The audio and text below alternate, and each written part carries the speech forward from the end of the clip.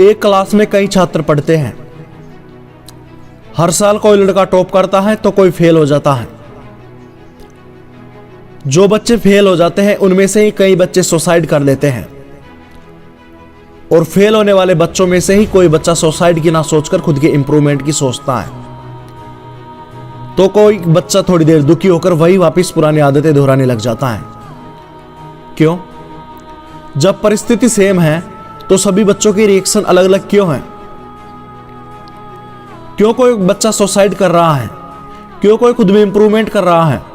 Suicide करने वाले और इंप्रूवमेंट करने वाले दोनों की परिस्थिति समान है, वे दोनों फेल हैं, लेकिन इनके रिएक्शन अलग अलग क्यों हैं? जानते हो क्यों? उसका कारण है एटीट्यूड, मतलब सिचुएशन को देखने का रवैया।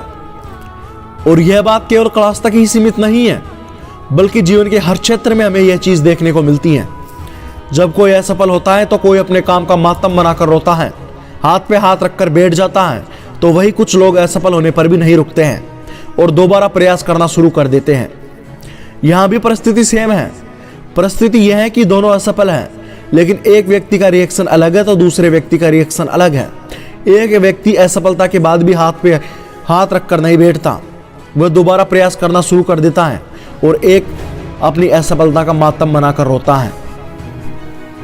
जब कोई व्यक्ति असफल होता है तो उसका एटीट्यूड ही यह डिसाइड करता है कि वह आगे जाकर सफल व्यक्ति बनेगा या प्रयास करना छोड़ देगा। जब एक गिलास में 50% पानी भरा जाता है तो किसी को गिलास आधा भरा हुआ दिखाई देता है तो किसी को गिलास आधा खाली दिखता है। ठीक इसी प्रकार कई व्यक्ति कठिनाइयों में भी घबराते नहीं हैं और भयंकर विपत्तियों में से भी कोई ना कोई अवसर ढूंढ लेते हैं, और कई लोग उन परेशानियों में हार मान लेते हैं।